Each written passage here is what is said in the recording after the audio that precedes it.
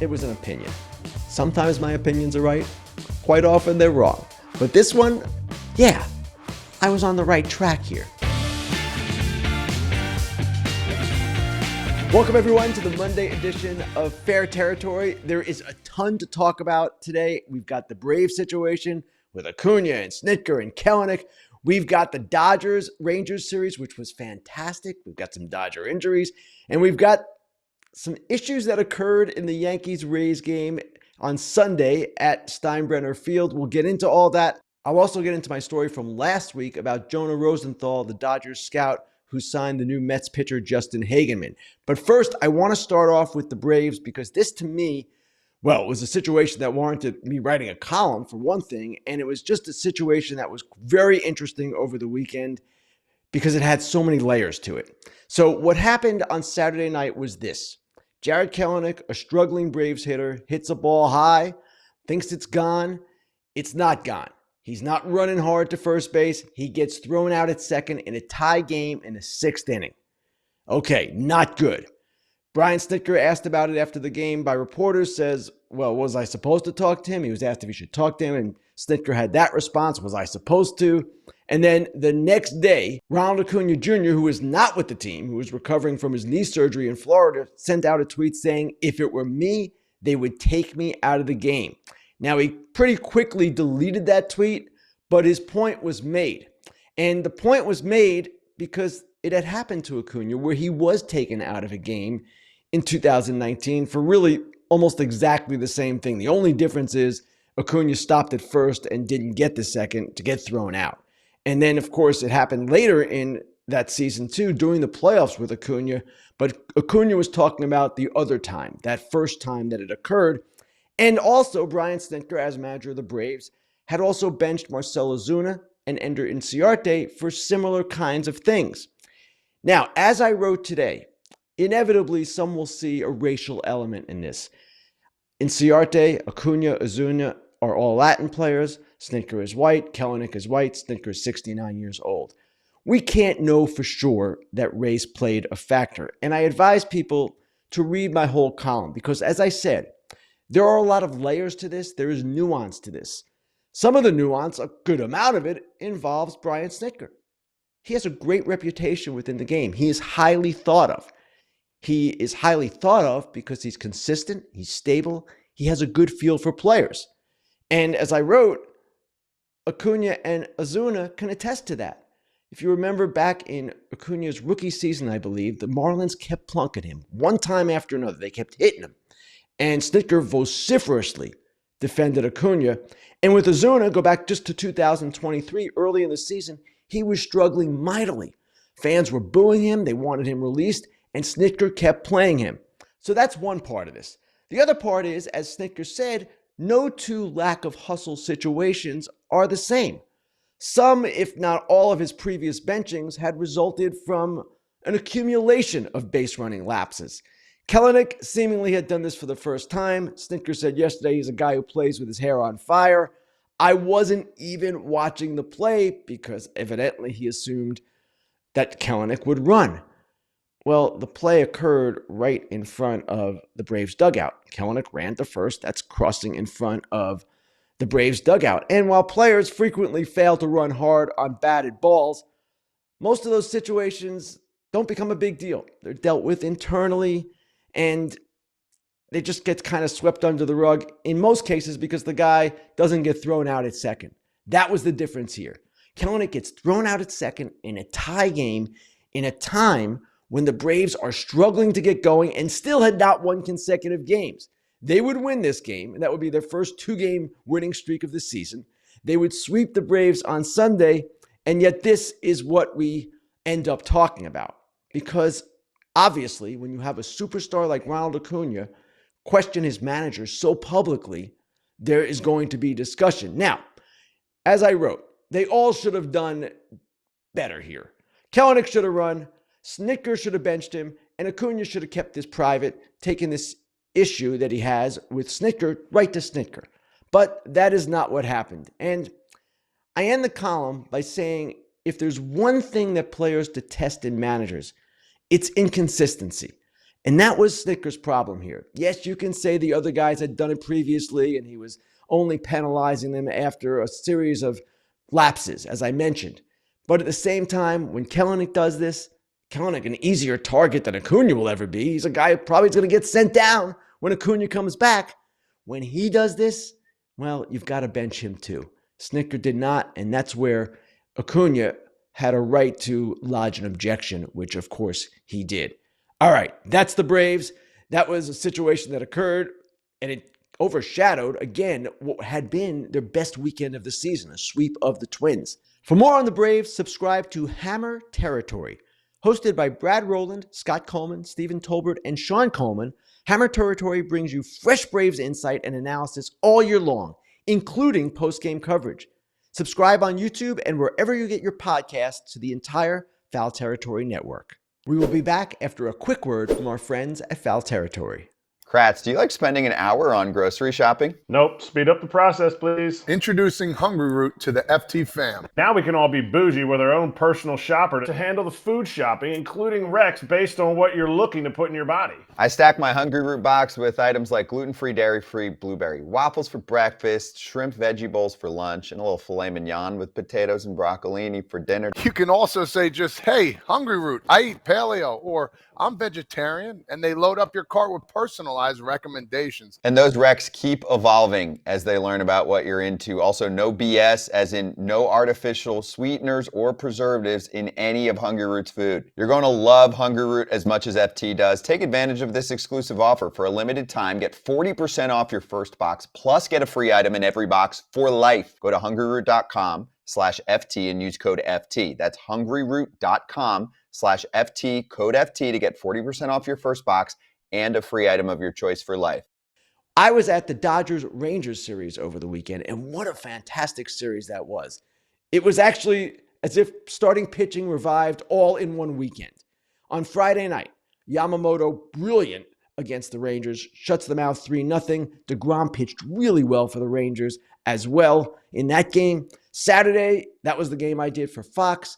4-3 walk-off, Adolis Garcia with the walk-off, but Sasaki for the Dodgers pitched 6 innings for the first time, and in that game as well, Nathan Eovaldi was, as usual, consistent and excellent. Finally, in the finale, you saw a 1-0 game. Tyler Glasnow cramps up, leg cramps, leaves after 4 innings. Dodgers still win the game 1-0. Tyler Mahle again pitches really well for the Rangers. But what comes out of this series, besides, of course, the birth of Shohei Ohtani's daughter, is the issue with Glasnow, and more pertinently, the injury to Blake Treinen, who goes on the injured list with what they're calling mild forearm tightness. The Dodgers, as always, are dealing with pitching injuries. You see here the quote from Fabian Ardaya of The Athletic. Dave Roberts said Blake Treinen's MRI revealed a low-grade forearm sprain. The plan for now is rest and rehab. Roberts didn't have a timetable. Treinen was replaced on the roster by a pitcher who is coming off the injured list, Evan Phillips. But the Dodgers are dealing with bullpen injuries and pitching injuries in general. Of course, they always seem to be. And it's not a surprise when you're coming off a deep run in the postseason. Treinen now on the IL. He joins Gratterall, who is already on the IL, and as well Michael Kopech. Both those guys expected to return. Michael Grove, shoulder surgery. He's out for the season.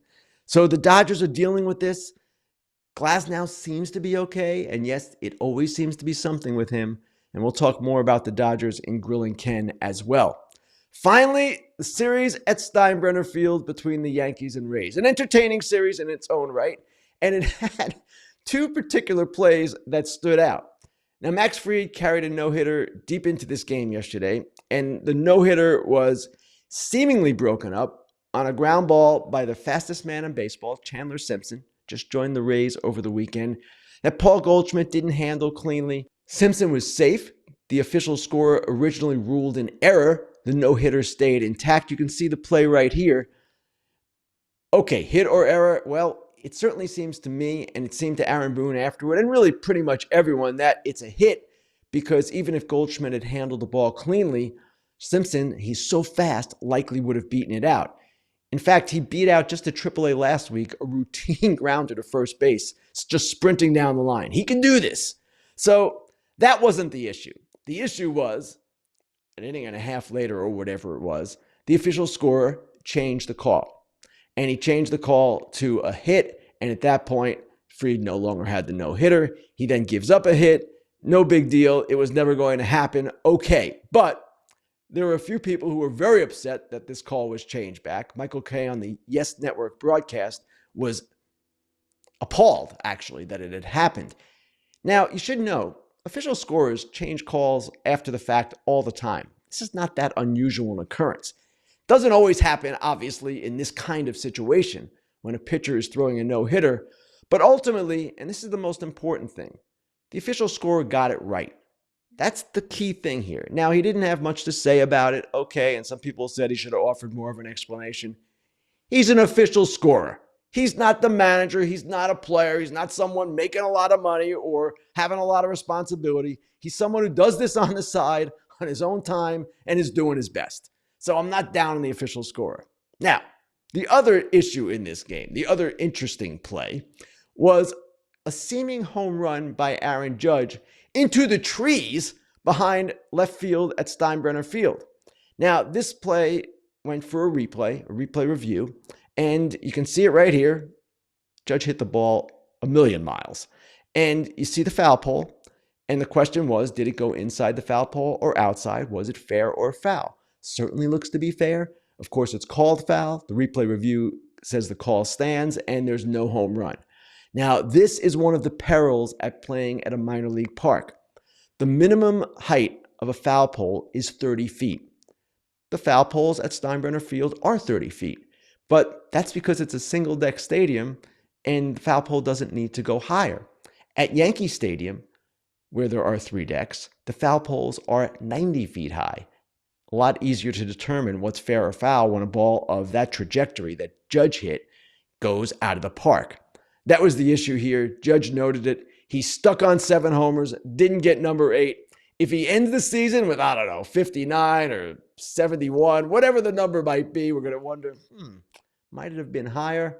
But that's not the way it went down. Life at minor league baseball parks, it's quite entertaining.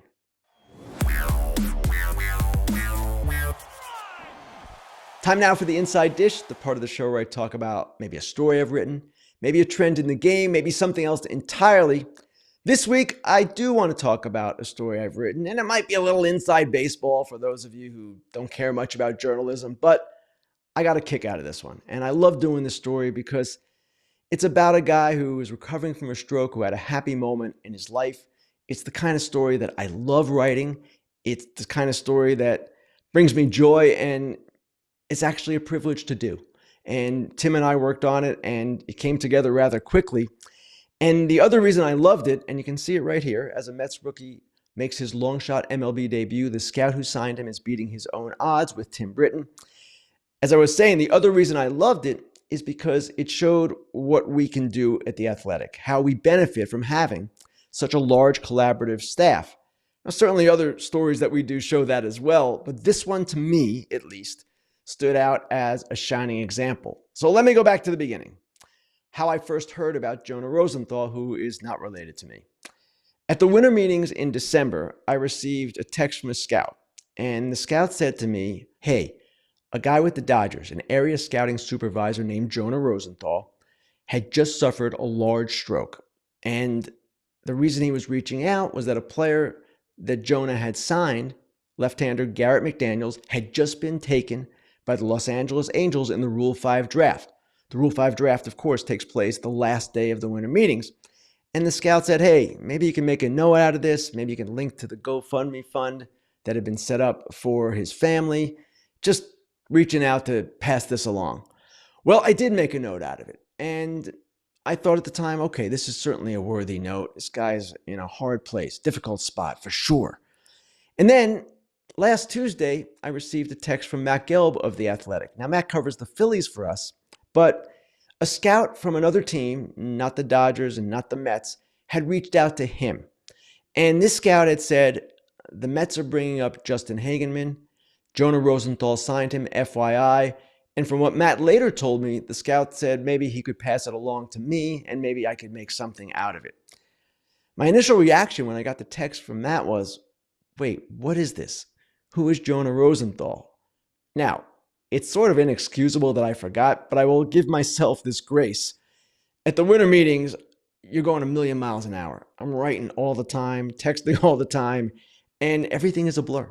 And frankly, I had forgotten the name, at least, Jonah Rosenthal. Matt reminded me and said, hey, you wrote about this guy, remember? And I was like, oh, okay. I couldn't believe I had forgotten this, but okay. So I thought about it and thought, you know what?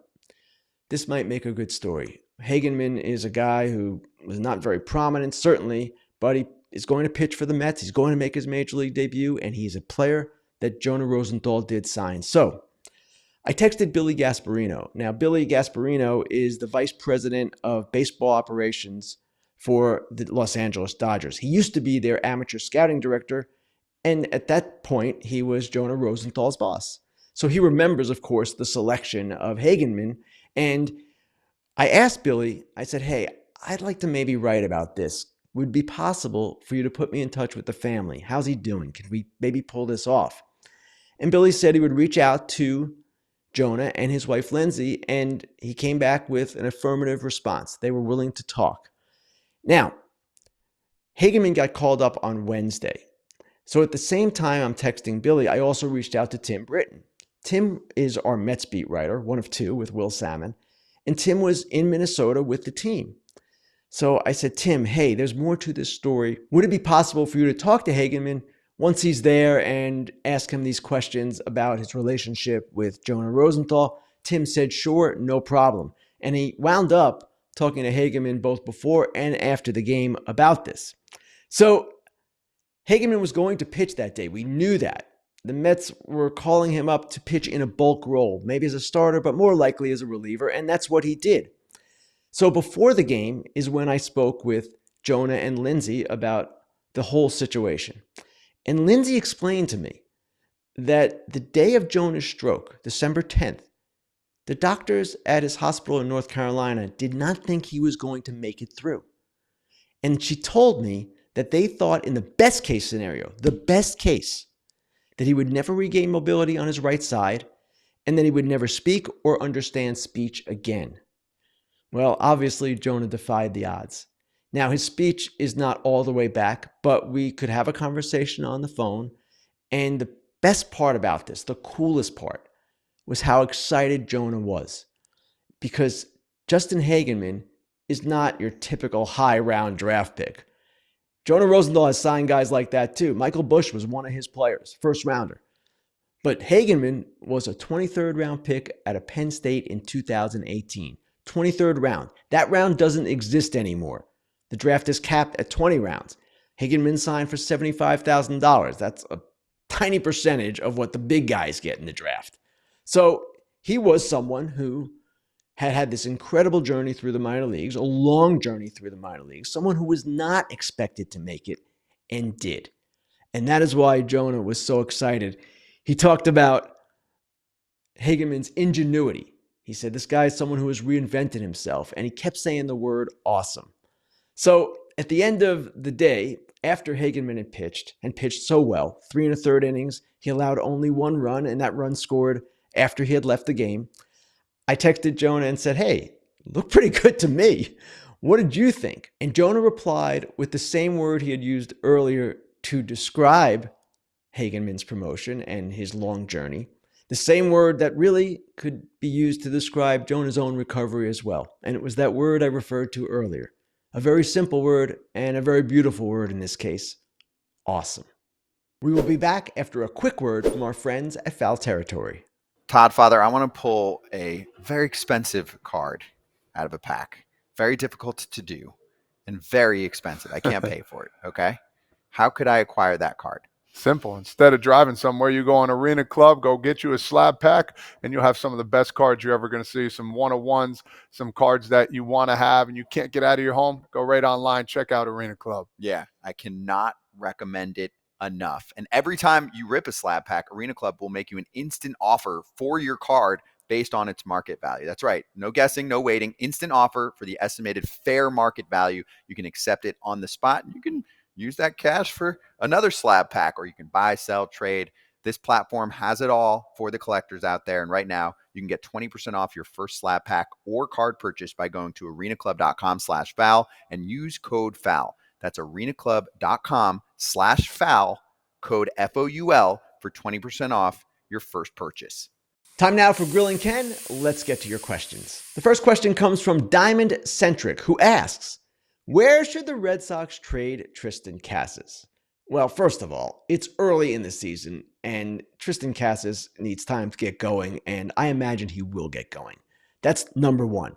But number two, I'm going to have some fun with this. We're going to go back to a column I wrote in December, a column that I took a lot of heat for from the glorious members of Red Sox Nation. Let's go back to the first paragraph of this column, which was described by many in Red Sox Nation as pure fiction. Picture Alex Bregman playing third base for the Boston Red Sox next season. Wait, what about Rafael Devers? Move him to first. What about Tristian Casas? Trade him for a starting pitcher of comparable ability and service, maybe one from the Seattle Mariners. That was my thought. That was my opinion. Didn't seem like it was so outlandish at the time, and it certainly doesn't seem like it's so outlandish now. Here are some of the comments that followed that column. Bregman doesn't have a Rookie of the Year or MVP award, Ken. He doesn't even have a Gold Glove. Nice think piece, but he's no Pedroia. In the column, I had said he's a more talented version of Dustin Pedroia. No thanks on Bregman, another comment. We already have an infielder with arm troubles on a bad contract that can't stay on the field. I'd rather keep Casas too. Our best MLB trade chip, and the one we should move for a pitcher, is Duran. There were other comments saying, no way we're moving Casas, Ken. Stop it. Okay, it was an opinion. Sometimes my opinions are right. Quite often they're wrong. But this one, yeah, I was on the right track here. And in this case with Casas, ultimately, yes, they might decide to trade him, but I don't believe they're going to do it just yet. They did entertain talks for him during the offseason. And ultimately, this could be the spot for Devers, play him at first base, open up the DH spot for whoever, whether it's Yoshida or someone else, or you just rotate it. But this issue is not going away, obviously. And it kind of depends on how Casas performs. If he gets hot and shows he can be the player he was initially, the Red Sox are going to have some really hard choices to make. Good choices. All right, next question. This one comes from Brian Chapman, who asks, how would you grade the impact of the players acquired by the Padres in the Juan Soto trade? Wow. The impact is off the charts. And let's go through this trade once more because it might be the best trade for a walk-year player ever made. Now, the San Diego Padres didn't just trade 1 year of Soto. They also traded 2 years of Trent Grisham. But Grisham essentially was a throw-in, and it's a bonus for the Yankees that he's now playing really well. For the Padres, the return was nothing short of astronomical. For one, Michael King, guy who is in his walk year now, but had another year remaining then, 2 years left to go before becoming a free agent. He's been nothing short of an ace. Drew Thorpe was in this trade, Yankees' top pitching prospect at the time. What did they do with Drew Thorpe? They made him the centerpiece of their package for Dylan Cease. So King and Cease come out of this trade, essentially. Then you get Kyle Higashioka, who had a terrific season for the Padres last year as their catcher, one of their catchers. Then you get two other pitchers, guys who have made contributions to the Padres during their time with the team. Randy Vasquez especially, holding down a spot in the rotation right now. His peripherals don't match his performance, which is really good, but he's been really good. And he has contributed innings at the very least, as did Johnny Brito last season. He's the other pitcher in the trade. He has not been up yet thus far. So 5 players for 2. Each of those players has made a contribution. Michael King has made a massive contribution. Dylan Cease, who came out of this trade ultimately, has made a massive contribution. And for the Padres, again, it could not have worked out any better. Just a brilliant trade. And finally, the last question, and this one I have to admit, it gives me a chuckle. It comes from Josh Gitt, who asks, with Tyler Glasnow having just left the game in Texas, would the Dodgers consider trading for another starter? The Dodgers, the gluttonous, ravenous, can't get enough Dodgers, are they going to need more starting pitching? Well, it sounds like Glasnow is going to be okay, but who knows? He could get hurt at any time. He is frequently injured. And clearly, injuries are a problem for the Dodgers in their rotation, potentially, as they are for every team. But what is amusing about this question to me is that the Dodgers' whole mantra, during the offseason was, let's get good enough and deep enough so we don't have to overpay at the deadline. Now, they still might be in that position, even if Glass now goes on the IL tomorrow. They've got waiting in the wings, Tony Gonsolin, Clayton Kershaw, and oh yeah, the new daddy, Shohei Ohtani. These guys are all going to make starts for the Dodgers, I would expect, at some point this season. So they should be deep enough. Heaven knows they've got enough different arms that they can choose from. But the mere fact that, I don't know, 2 or 3 weeks into the season, someone's asking, will the Dodgers need to trade for starting pitching? I don't know. I just found it a little amusing. Thanks for the question. It was a good one. I want to thank everyone for watching, for listening, for your questions, for Grillin Ken. We will be back on Thursday with our normal live show, Fair Territory. Again, myself and Alana Rizzo. You know where to find us. YouTube, Apple, Spotify. Subscribe, like us, and join us Thursday. Let's shout out the BetMGM First Bet $1,500 offer when you use the bonus code FOUL. Get that offer when you download the BetMGM Sportsbook app or at BetMGM.com. Sign up, enter that bonus code FOUL, and deposit at least $10 into your new account. Place your first wager and receive up to $1,500 back in bonus bets if the bet loses. If the bet does lose, your bonus bets will be available once your initial wager is settled. Gambling problem or concern? Call 1-800-GAMBLER.